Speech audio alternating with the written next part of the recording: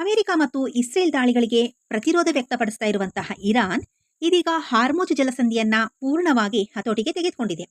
ಜಗತ್ತಿನ 20%ಕ್ಕೂ ಹೆಚ್ಚು ತೈಲ ಹಾಗೆ ಗ್ಯಾಸ್ ಅನ್ನ ಹಡಗುಗಳ ಮೂಲಕ ಇದೇ ಹಾರ್ಮುಜ್ ಸ್ಟ್ರೈಟ್ನಿಂದ ಸಾಗಿಸಲಾಗುತ್ತೆ. ಈಗ ಇದನ್ನೇ ಇರಾನ್ ತನ್ನ ಆದಾಯದ ಮೂಲವಾಗಿ ಇಟ್ಕೋಬೇಕು ಅಂತ ಹೇಳಿ ಯೋಚನೆ ಮಾಡ್ತಾ ಇದೆ ಅಂತ ಹೇಳಿ ವರದಿಗಳು ತಿಳಿಸ್ತಾ ಇದ್ದಾವೆ.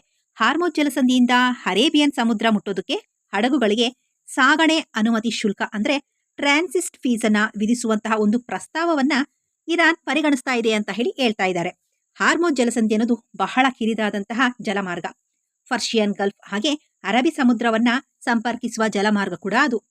ಸೌದಿ, ಕತಾರ್ ಇತ್ಯಾದಿ ಗಲ್ಫ್ ರಾಷ್ಟ್ರಗಳಿಂದ ತೈಲ, ಗ್ಯಾಸ್ ಹಾಗೆ ಇತರ ಸರಕುಗಳನ್ನ ಹಡಗುಗಳ ಮೂಲಕ ಇದೇ ಜಲಮಾರ್ಗದಿಂದ ಸಾಗಿಸಲಾಗುತ್ತೆ. ಇಲ್ಲಿಂದ ಪೂರೈಕೆಯಾಗುವಂತಹ ತೈಲ ಹಾಗೆ ಅನಿಲದ ಮೇಲೇನೆ ಹೆಚ್ಚಿನ ಏಷ್ಯನ್ ದೇಶಗಳು ಅವಲಂಬಿತವಾಗಿರುತ್ತವೆ. ಗಲ್ಫ್ ರಾಷ್ಟ್ರಗಳಿಗೂ ಕೂಡ ಇದು ಪ್ರಮುಖ ಆದಾಯದ ಮೂಲವಾಗಿದೆ.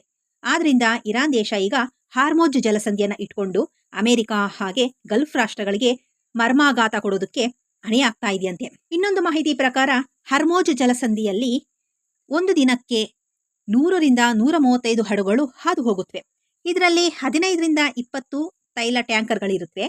ವಿಶ್ವದ 20% ತೈಲ ಸಾಗಣೆ ಇದೇ ಮಾರ್ಗದಲ್ಲೇ ಆಗೋದು. ಹೀಗಾಗಿ ಇರಾನ್ಗೆ ತನ್ನ ಪ್ರಭಾವ ಹಾಗೆ ಶಕ್ತಿ ಹೆಚ್ಚಿಸಿಕೊಳ್ಳೋದಕ್ಕೆ ಒಂದು ಅವಕಾಶ ಸಿಕ್ಕಂತಾಗಿದೆ.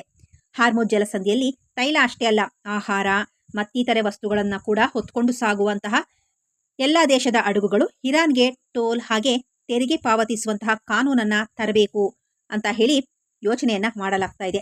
ಯುದ್ಧ ಮುಗಿದ ಬಳಿಕ ಹಾರ್ಮುಜ್ ಜಲಸಂಧಿಯಲ್ಲಿ ಹೊಸ ನಿಬಂಧನೆಗಳ ವ್ಯವಸ್ಥೆಯನ್ನ ತರಲಾಗುತ್ತೆ.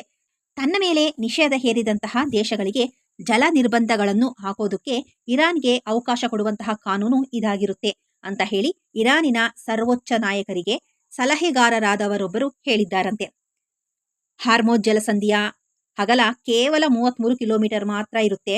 ಹಾಗಾಗಿ ಹಡಗುಗಳ ಸಾಗಣೆ ಇಲ್ಲಿ ಅಷ್ಟು ಸುಗಮವಾಗಿರೋದಿಲ್ಲ. ಈ ಜಲಸಂಧಿಯನ್ನ ಇರಾನ್ ಮತ್ತು ಓಮಾನ್ ನಿಯಂತ್ರಿಸುತ್ತವೆ. ಇರಾನ್ ಅನುಮತಿ ಇಲ್ಲದೆ ಯಾವ ಹಡಗುಗಳು ಇಲ್ಲಿ ಸಾಗೋದು ಕಷ್ಟ. ಸದ್ಯದ ಯುದ್ಧ ಬಿಕ್ಕಟ್ಟಿನಲ್ಲಿ ಇಲ್ಲಿ ಹೊರ ಹೋಗಲಾಗದೆ ಸ್ಥಗಿತಗೊಂಡಿರುವಂತಹ ಹಡಗುಗಳ ಸಂಖ್ಯೆ 1000ಕ್ಕೂ ಹೆಚ್ಚಿದೆ.